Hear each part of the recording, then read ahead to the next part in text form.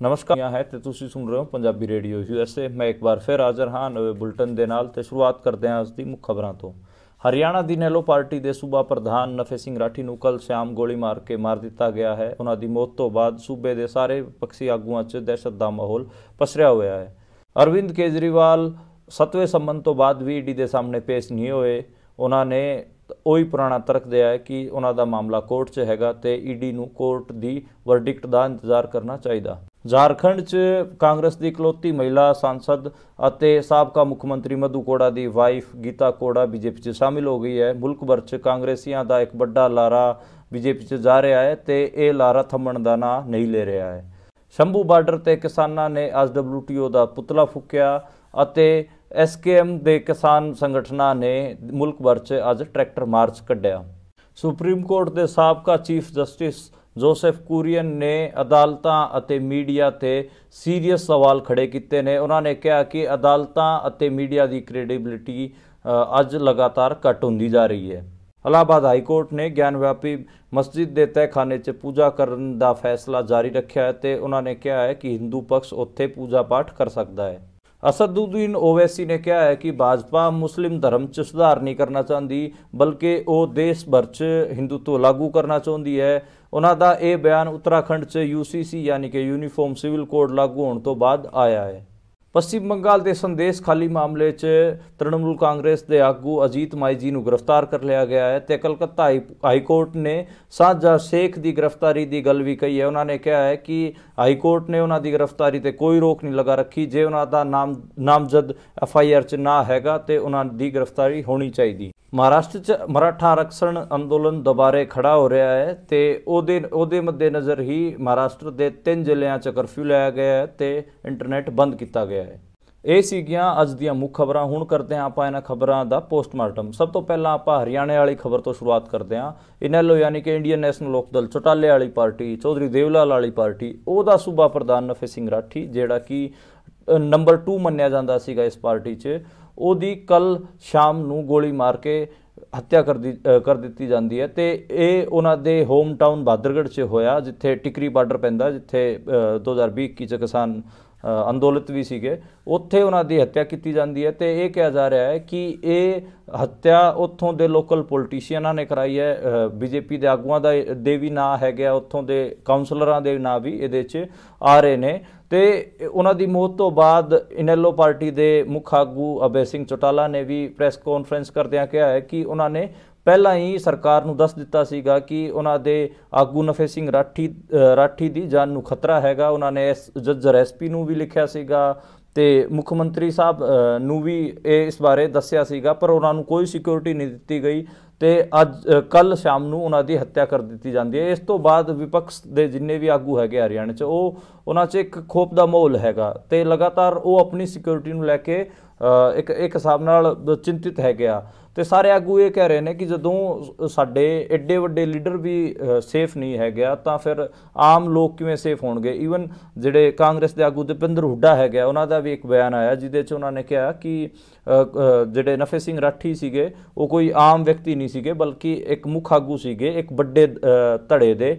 ਪਰ ਅੱਜ ਕੱਲ ਉਹਨਾਂ ਦੀ ਮੌਤ, ਉਹਨਾਂ ਨੂੰ ਵੀ ਗੋਲੀ ਮਾਰ ਕੇ ਮਾਰ ਦਿੱਤਾ ਗਿਆ। ਜਿਹੜਾ ਹਰਿਆਣਾ ਪ੍ਰਦੇਸ਼ ਹੈ ਉਹ ਡਿਵੈਲਪਮੈਂਟ 'ਚ ਕਦੇ ਮੰਨਿਆ ਜਾਂਦਾ ਸੀਗਾ ਕਿ ਨੰਬਰ 1 ਹੈਗਾ, ਹੁਣ ਅੱਜ ਕੱਲ ਉਹ ਅਪਰਾਧ 'ਚ ਨੰਬਰ 1 ਹੁੰਦਾ ਜਾ ਰਿਹਾ। ਚਾਹੇ ਵੂਮਨ ਦੇ ਅਗੇਂਸਟ ਕ੍ਰਾਈਮ ਹੋਵੇ ਜਾਂ ਫਿਰ ਚਿਲਡਰਨਸ ਦੇ ਅਗੇਂਸਟ ਕ੍ਰਾਈਮ ਹੋਵੇ, ਡਕੈਤੀ ਹੋ, ਫਿਰੌਤੀ ਹੋਵੇ ਜਾਂ ਫਿਰ ਇੱਦਾਂ ਗੋਲੀ ਮਾਰ ਕੇ ਲੋਕਾਂ ਨੂੰ ਮਾਰਨ ਵਾਲੀ ਘਟਨਾਵਾਂ ਹੋਣ, ਉਹਨਾਂ 'ਚ ਦਪਿੰਦਰ ਹੁੱਡਾ ਨੇ ਕਿਹਾ ਕਿ ਜਿਹੜਾ ਹਰਿਆਣਾ ਹੈਗਾ ਉਹ ਮੁਲਕ ਭਰ 'ਚ ਨੰਬਰ 1 ਹੁੰਦਾ ਆ ਰਿਹਾ ਹੈ।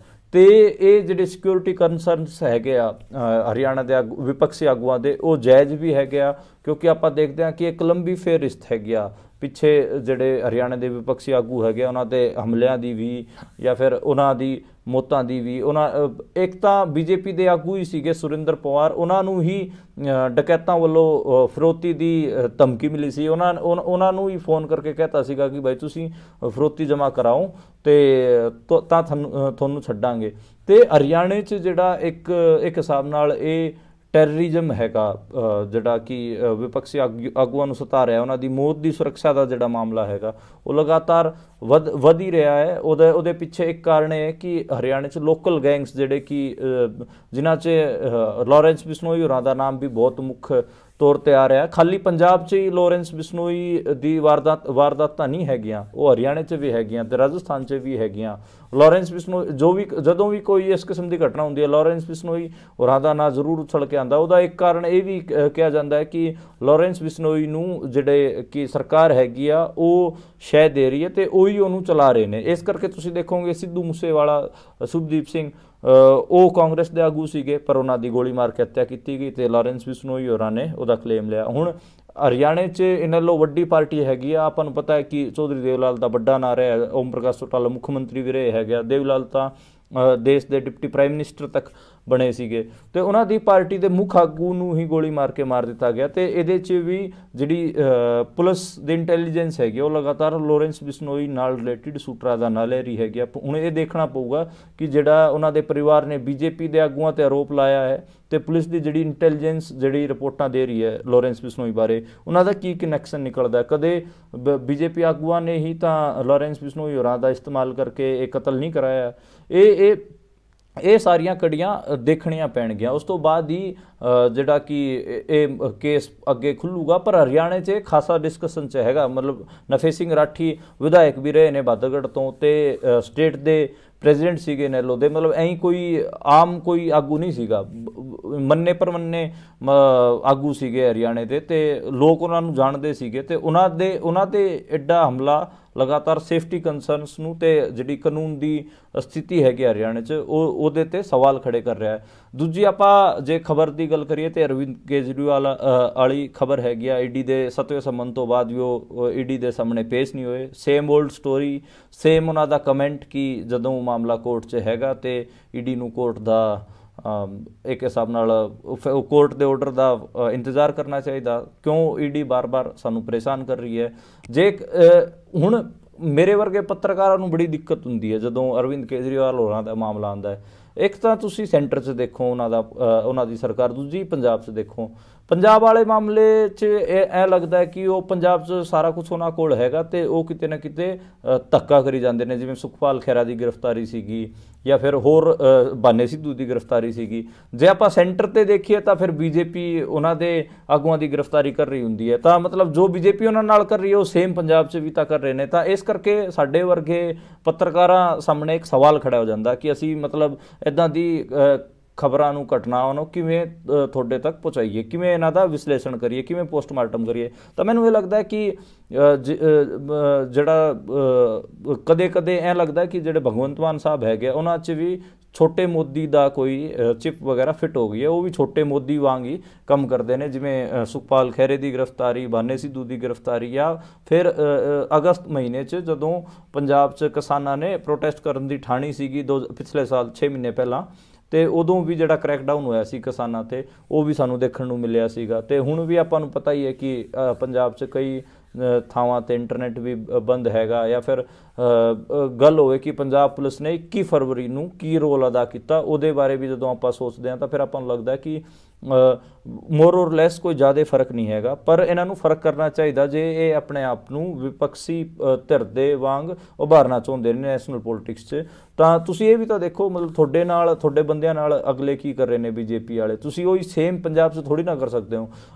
ਉਹਨਾਂ ਦੀ ਦਿੱਲੀ ਸਰਕਾਰ ਦੀ ਅੱਧੀ ਤੋਂ ਜ਼ਿਆਦਾ ਕੈਬਨਿਟ ਜੇਲ੍ਹ 'ਚ ਬੈਠੀ, ਆਪਾਂ ਨੂੰ ਪਤਾ, ਵੱਡੇ ਜਿੰਨੇ ਵੀ ਲੀਡਰ ਹੈਗੇ ਉਹ ਜੇਲ੍ਹ 'ਚ ਬੈਠੇ ਨੇ ਅਤੇ ਇਕੱਲਾ ਕੇਜਰੀਵਾਲ ਬਚਿਆ ਹੋਇਆ ਉੱਥੇ। ਅਤੇ ਉਹਨੂੰ ਵੀ 7ਵਾਂ ਸੰਮਨ ਭੇਜਿਆ ਸੀਗਾ ਈਡੀ ਨੂੰ। ਦੇਰ ਸਵੇਰੇ ਲਗਾਤਾਰ ਗੱਲ ਕਹੀ ਜਾ ਰਹੀ ਹੈ ਕਿ ਉਹਨਾਂ ਨੂੰ ਵੀ ਫੜ ਹੀ ਲਿਆ ਜਾਊਗਾ, ਉਹਨਾਂ ਨੂੰ ਜੇਲ੍ਹ ਤੱਕ ਹੀ ਦਿੱਤਾ ਜਾਊਗਾ।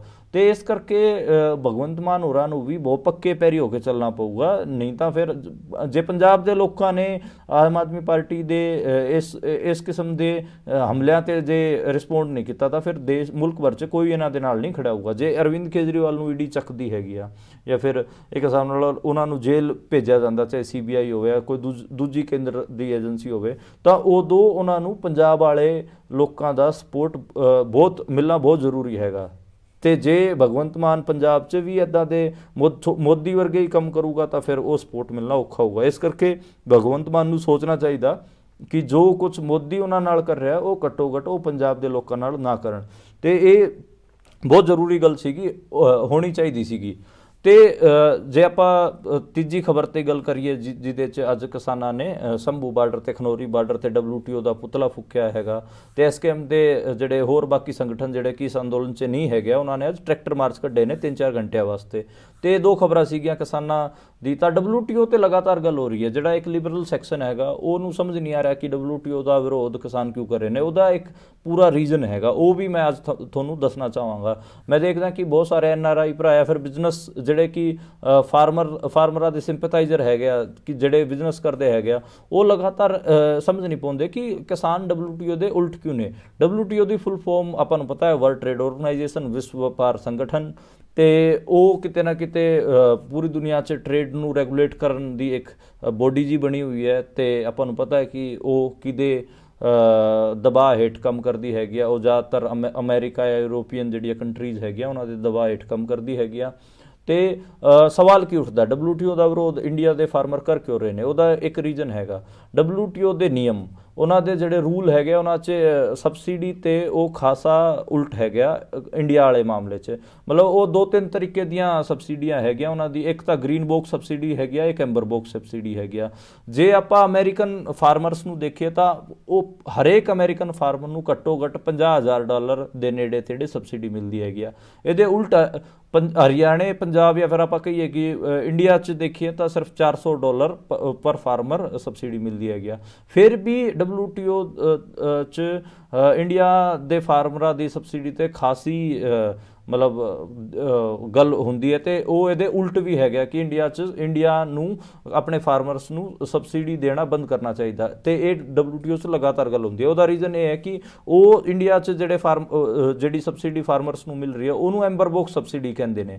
ਹੁਣ ਇਹ ਗ੍ਰੀਨ ਬੌਕਸ ਜਿਹੜੇ ਆਪਣੇ ਫਾਰਮਰਸ ਨੂੰ ਦੇ ਰਹੇ ਨੇ ਉਹਨਾਂ ਨੂੰ ਗ੍ਰੀਨ ਬੌਕਸ ਸਬਸਿਡੀ ਕਹਿੰਦੇ ਨੇ। ਉਹ ਕਹਿੰਦੇ ਨੇ ਕਿ ਅਸੀਂ ਜਿਹੜਾ ਕਿ ਇਨਪੁਟ ਕੋਸਟ ਹੈਗੀ ਆ ਉਹਦੇ ਤੇ ਕੋਈ ਸਬਸਿਡੀ ਨਹੀਂ ਦੇ ਰਹੇ, ਬਲਕਿ ਅਸੀਂ ਤਾਂ ਰਿਸਰਚ ਵਾਸਤੇ ਇਸ ਕਿਸਮ ਮਤਲਬ ਰਿਸਰਚ ਵਗੈਰਾ ਵਾਸਤੇ ਆਪਾਂ ਆਪਣੇ ਫਾਰਮਰਸ ਨੂੰ ਸਬਸਿਡੀ ਦੇ ਰਹੇ ਹਾਂ। ਲੇਕਿਨ ਇੰਡੀਆ ਵਾਲੀ ਸਬਸਿਡੀ ਤੇ ਉਹ ਸਵਾਲ ਕਿਵੇਂ ਖੜਾ ਕਰਦੇ ਨੇ? ਉਹ ਕਹਿੰਦੇ ਨੇ ਕਿ ਤੁਸੀਂ ਤਾਂ ਫਰਟੀਲਾਈਜ਼ਰਸ ਤੇ ਸਬਸਿਡੀ ਦੇ ਰਹੇ ਹੋ, ਬੀਜਾਂ ਤੇ ਸਬਸਿਡੀ ਦੇ, ਸੀਡਸ ਤੇ ਸਬਸਿਡੀ ਦੇ ਰਹੇ ਹੋ, ਤੇ ਮਸ਼ੀਨਰੀ ਤੇ ਸਬਸਿਡੀ ਦੇ ਰਹੇ ਹੋ। ਇਸ ਕਰਕੇ ਇਹ ਕਿਤੇ ਨਾ ਕਿਤੇ ਤੁਸੀਂ ਇਨਪੁਟ ਕਾਸਟ ਤੇ ਸਬਸਿਡੀ ਦੇ ਰਹੇ ਹੋ ਜਾਂ ਫਿਰ MSP ਦੇ ਕੇ ਤੁਸੀਂ ਕੋਈ ਸਬਸਿਡੀ ਦੇ ਰਹੇ ਹੋ, ਕਿਸਾਨਾਂ ਨੂੰ ਡਾਇਰੈਕਟ ਬੈਨੀਫਿਟ ਦੇ ਰਹੇ ਹੋ।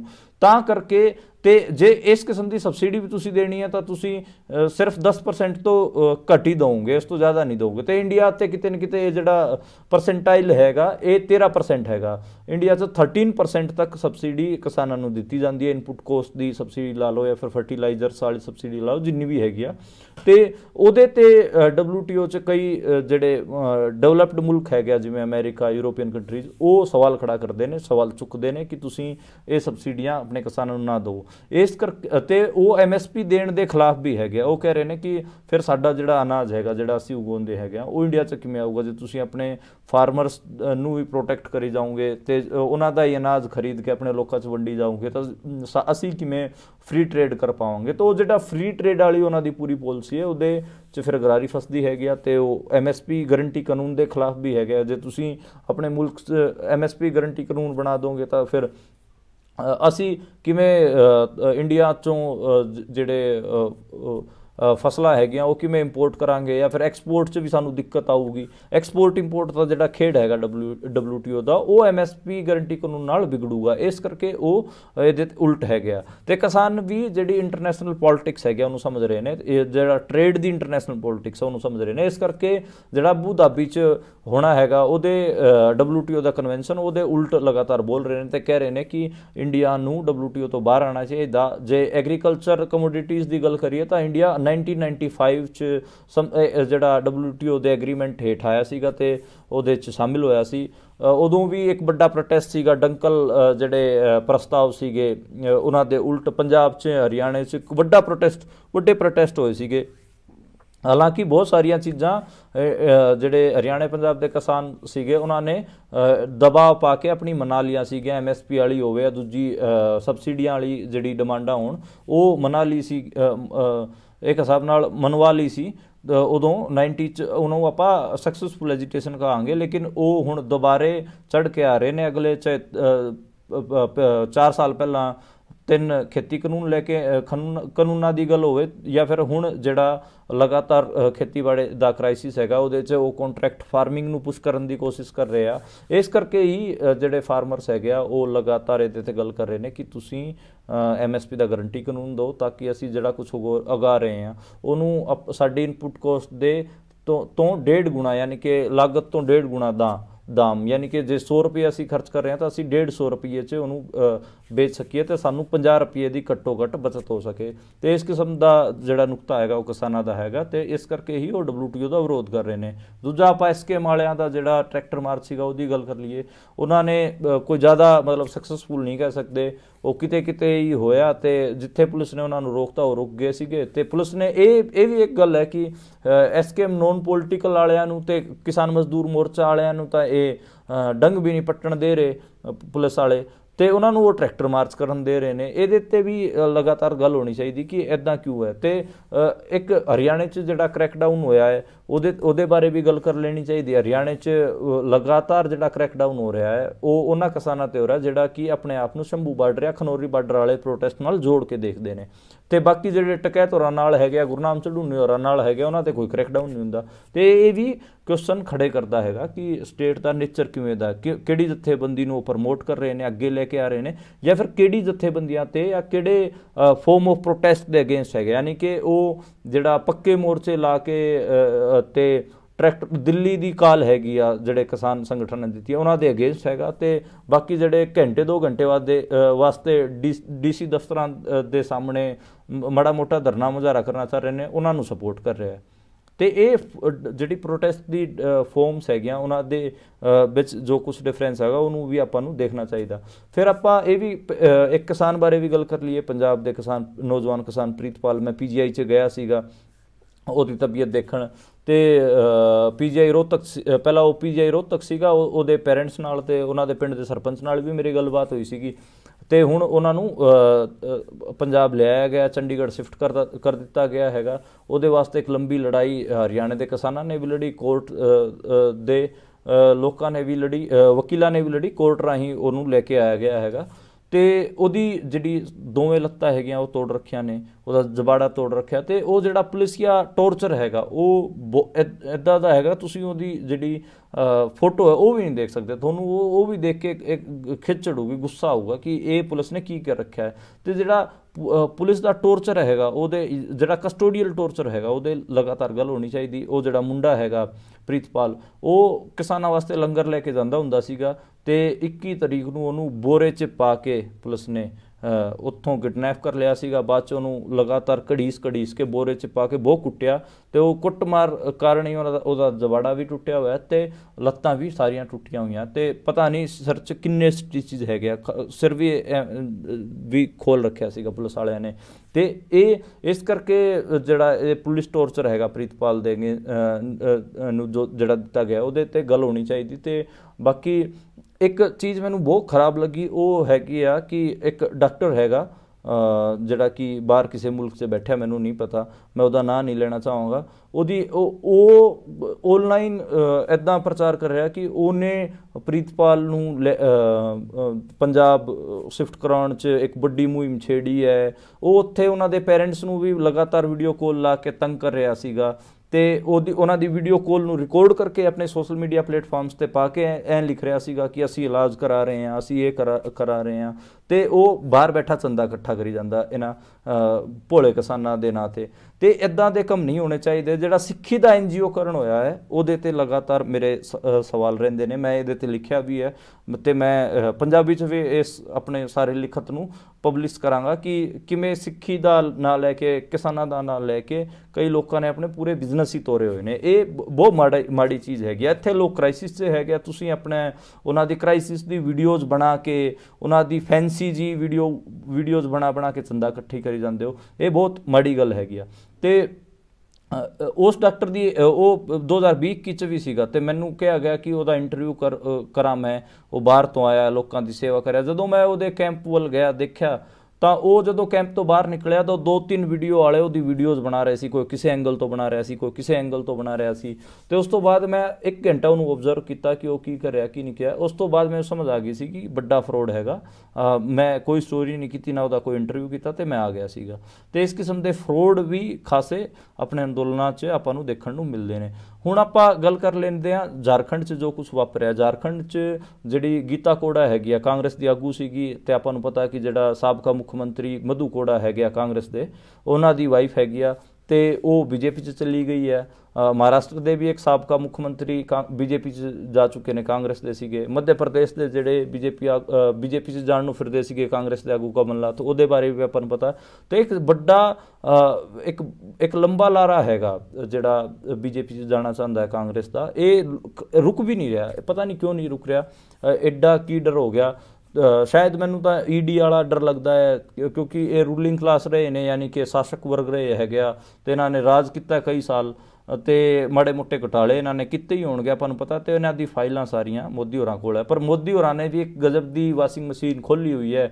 ਕੋਈ ਵੀ ਜਿਹੜਾ ਦਾਗੀ ਹੈਗਾ ਉਹ ਇਹਨਾਂ ਦੀ ਪਾਰਟੀ 'ਚ ਆਉਂਦਾ ਤੇ ਉਹਨੂੰ ਉਸ ਵਾਸ਼ਿੰਗ ਮਸ਼ੀਨ 'ਚ ਧੋ ਕੇ ਇੱਕਦਮ ਕਲੀਨ ਚਿੱਟ ਦੇ ਦਿੰਦੇ ਨੇ। ਜੇ ਇਹਨਾਂ ਦੀ ਪਾਰਟੀ 'ਚ ਨਹੀਂ ਆਉਂਦਾ ਤੇ ਉਹਨੂੰ ਇਹ ਜੇਲ੍ਹ 'ਚ ਪਾ ਦਿੰਦੇ ਨੇ। ਤੇ ਇਹਨਾਂ ਨੇ ਇੱਕ ਗਜ਼ਬ ਹੀ ਵਾਸ਼ਿੰਗ ਮਸ਼ੀਨ ਲੈ ਕੇ ਰੱਖੀ ਹੋਈ ਹੈ। ਬਾਕੀ ਜਿਹੜਾ ਗਿਆਨ ਵਿਆਪੀ ਵਾਲਾ ਮਾਮਲਾ ਹੈਗਾ, ਇਹਦੇ ਬਾਰੇ ਵੀ ਗੱਲ ਕਰ ਲੈਣੀ ਚਾਹੀਦੀ ਆਪਾਂ ਨੂੰ। ਮੈਂ ਜਦੋਂ ਫਰਵਰੀ ਦੇ ਸ਼ੁਰੂਆਤੀ ਦਿਨਾਂ 'ਚ ਬੁਲਟਨ ਦੀ ਸ਼ੁਰੂਆਤ ਕਰਿਆ ਸੀ, ਉਦੋਂ ਦੱਸਿਆ ਸੀਗਾ ਕਿ ਕਿਵੇਂ ਇੱਕ ਲੋਕਲ ਕੋਰਟ ਨੇ, ਵਾਰਾਣਸੀ ਦੀ ਲੋਕਲ ਕੋਰਟ ਨੇ, ਜ਼ਿਲ੍ਹਾ ਅਦਾਲਤ ਨੇ ਹਿੰਦੂ ਪਕਸ਼ ਦੇ ਹੱਕ 'ਚ ਫੈਸਲਾ ਸੁਣਾਤਾ ਸੀਗਾ, ਤੇ ਗਿਆਨ ਵਿਆਪੀ ਮਸਜਿਦ ਦੇ ਤਹਿਖਾਨਿਆਂ 'ਚ ਪੂਜਾ ਅਰਚਨਾ ਹੋਣ ਲੱਗ ਪਈ ਸੀ। ਹੁਣ ਉਹ ਜਿਹੜਾ ਮੁਸਲਿਮ ਪਕਸ਼ ਸੀਗਾ ਉਹ ਇਲਾਹਾਬਾਦ ਹਾਈ ਕੋਰਟ ਗਿਆ ਸੀਗਾ। ਇਲਾਹਾਬਾਦ ਹਾਈ ਕੋਰਟ ਨੇ ਵੀ ਕਹਿਤਾ ਕਿ ਬਈ ਇਹ ਪੂਜਾ ਪਾਠ ਤਾਂ ਇੱਦਾਂ ਹੀ ਚੱਲੂਗਾ। ਤੇ ਇਹ ਕਿਤੇ ਨਾ ਕਿਤੇ ਦਿਖਾਉਂਦਾ ਹੈਗਾ ਕਿ ਜਿਹੜੇ ਘੱਟ ਗਿਣਤੀ ਦੇ ਲੋਕ ਹੈਗੇ ਆ, ਉਹਨਾਂ ਦੇ ਜਿਹੜੇ ਰਿਲੀਜੀਅਸ ਪਲੇਸ ਹੈਗੇ ਉਹਨਾਂ 'ਤੇ ਵੀ ਬੀਜੇਪੀ ਲਗਾਤਾਰ ਹਮਲੇ ਕਰ ਰਹੀ ਹੈ। ਤੇ ਜਿਹੜਾ ਹੈਦਰਾਬਾਦ ਦੇ ਸਾਂਸਦ ਹੈਗੇ ਆ, MP ਹੈਗੇ ਆ ਅਸਦੁੱਦੀਨ ਓਵੈਸੀ, ਉਹਨਾਂ ਦਾ ਜਿਹੜਾ ਬਿਆਨ ਆਇਆ ਹੈ, ਉਹ ਵੀ ਸ਼ਾਇਦ ਕਿਤੇ ਨਾ ਕਿਤੇ ਇਹਨਾਂ ਘਟਨਾਵਾਂ ਦੇ ਬਾਅਦ ਹੀ ਉਹਦੇ ਡੋਟ ਜੁੜਦੇ ਨੇ। ਜਿਵੇਂ ਉੱਤਰਾਖੰਡ 'ਚ ਇਹਨਾਂ ਨੇ ਯੂਨੀਫਾਰਮ ਸਿਵਲ ਕੋਡ ਵੀ ਲਾਇਆ ਹੈਗਾ, ਤੇ ਹੁਣ ਗਿਆਨ ਵਿਆਪੀ ਵਾਲਾ ਮਾਮਲਾ ਹੈਗਾ। ਤੇ ਉਹਨਾਂ ਨੇ ਕਿਹਾ ਕਿ ਜਿਹੜਾ ਬੀਜੇਪੀ ਦੀ ਮਨਸ਼ਾ ਨਾ ਇਸਲਾਮ ਧਰਮ 'ਚ ਸੁਧਾਰ ਕਰਨ ਦੀ ਨਹੀਂ ਹੈਗੀ ਆ, ਕੋਈ ਰਿਫੋਰਮ ਕਰਨ ਦੀ ਨਹੀਂ ਹੈਗੀ, ਬਲਕਿ ਹਿੰਦੂਤਵ ਲਾਗੂ ਕਰਨ ਦੀ ਹੈਗੀ ਆ। ਉਹਨਾਂ ਨੇ ਉੱਤਰਾਖੰਡ ਦਾ ਜਿਹੜਾ ਯੂਨੀਫਾਰਮ ਸਿਵਲ ਕੋਡ ਵਾਲਾ ਮਾਮਲਾ ਹੈਗਾ ਉਹਦੇ ਬਾਰੇ ਵੀ ਦੱਸਿਆ, ਤੇ ਇਹ ਵੀ ਕਿਹਾ ਕਿ ਜਿਹੜਾ ਈਸਾਈਆਂ ਦਾ ਤੇ ਮੁਸਲਮਾਨਾਂ ਦਾ ਜਿਹੜਾ ਪਰਸਨਲ ਲੋ ਹੈਗਾ ਉਹਦੇ 'ਤੇ ਵੀ ਬੀਜੇਪੀ ਹਮਲਾ ਕਰਨਾ ਚਾਹੁੰਦੀ ਹੈ। ਤੇ ਇਹ ਸਾਫ਼ ਦਿਖਦਾ ਕਿ ਇਹ ਰਿਫੋਰਮ ਨਹੀਂ ਕਰਨਾ ਚਾਹੁੰਦੇ, ਬਲਕਿ ਹਿੰਦੂਤਵ ਲਾਗੂ ਕਰਨਾ ਚਾਹੁੰਦੇ ਨੇ।